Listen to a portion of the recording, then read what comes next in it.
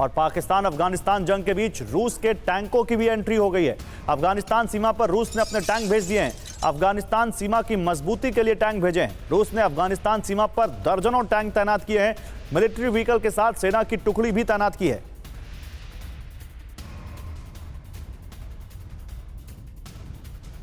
लेकिन अब वो खबर जो हमने आपको शुरू में दिखाई थी 4 बजे की 4 बड़ी खबरों में, और कहा था इस पर आगे बात करेंगे, कैसे यमन से सीरिया तक विध्वंस, अमेरिका ब्रिटेन की बमबारी। पहले यह खबर देखिए, हूती ने अमेरिका का एक बहुचर्चित ड्रोन मार गिराया। यमन में तबाह किया MQ-9A रीपर ड्रोन। आसमान में जलता नजर आया यह ड्रोन। हूती के ठिकानों पर हमले के दौरान पलटवार। हूती ने वीडियो जारी करके बड़ा दावा किया है।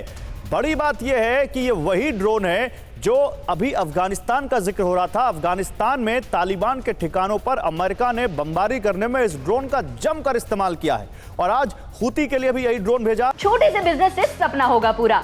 घर बैठे शुरू करें चॉकलेट बिजनेस। हर महीने होगी 1 लाख तक की कमाई। अभी डाउनलोड करें फ्रीडम ऐप। लेकिन हूती ने इस ड्रोन को कैसे निशाना बनाया और आसमान में ये आग के गोले में तब्दील हो गया, वो आप इन तस्वीरों में देखिए।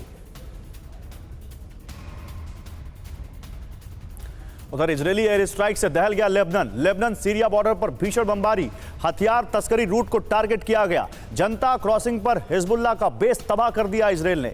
इजरायली मीडिया का दावा है, यह इजरायली मीडिया के दावे के मुताबिक जानकारी आ रही है कि एक बार फिर एयर स्ट्राइक से लेबनान को दहला दिया इजरायल ने, और लेबनान सीरिया बॉर्डर पर भीषण बमबारी की।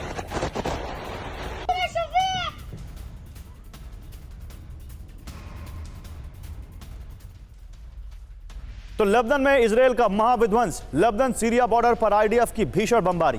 लेबनान सीरिया हथियार तस्करी रूट को इजरायल ने टारगेट किया। जनता क्रॉसिंग पर हिजबुल्लाह का एक बेस था, उसको तबाह कर दिया। बेका के कुसाया में 3 साइटों पर भारी बमबारी की। दक्षिणी लेबनान के एता अल शाब में आईडीएफ की एयर स्ट्राइक। हिजबुल्लाह के साथ जारी सीज फायर के उल्लंघन का आरोप।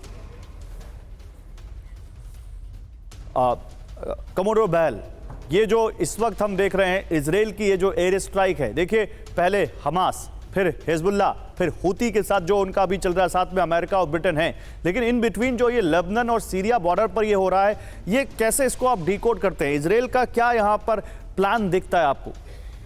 देखिए, इजरायल का प्लान बहुत ही क्लियर है। पहले तो हिजबुल्लाह को वीक करना, उनकी लीडरशिप के बाद उनके फाइटर्स के ऊपर अटैक्स करके वो उन्होंने कंप्लीट कर दिया। और अभी भी उन्होंने साउथ लेबनान को खाली नहीं किया है। हालांकि उनको 60 दिन के अंदर साउथ लेबनान खाली करना था यूएन रेजोल्यूशन 1701 को फॉलो करते हुए।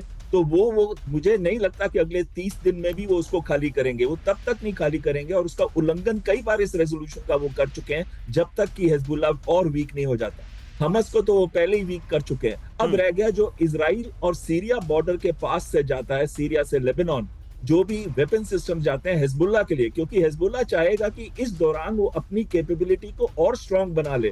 और इजराइल चाहेगा कि कुछ एरियाज जो हैं, जैसे कि बॉर्डर के पास के जो बफर जोन्स थे माउंट हरमन के पास, वो उन्होंने ऑलरेडी ऑक्यूपाई कर लिए हैं। और जो ये एरियाज हैं जो बॉर्डर के पास है, जो सामान वहां से स्मगल किया जाता है, खासकर हिजबुल्लाह की यूनिट 4400 वो लेके जाती है वहां से, उनके ऊपर भी हमले किए जाएं, ताकि वो जो सिस्टम्स जा रहे हैं हिजबुल्लाह को स्ट्रांग बना देंगे। और इस दौरान जबकि पीस डील चल रही है, तो हिजबुल्लाह अपने आप को मजबूत ना कर सके। लेकिन ये सब में कितने हद तक इजराइल कामयाब होगा, क्योंकि कितने फ्रंट उसने खोल रखे हैं। अभी हूतीज के अगेंस्ट भी वो अटैक कर रहा है, और हूतीज के भी जो मेन एरियाज है, चाहे वो साना एयरपोर्ट है, हुदैद एयरपोर्ट है, या रेड सी के पोर्ट्स है, या पावर स्टेशन है, उन पे हमला कर रहा है। लेकिन इतने सारे फ्रंट खुलने के बाद कितने फ्रंट को वो स्टेबलाइज कर पाएगा, ये आने वाला टाइम बताएगा। ठीक है सर।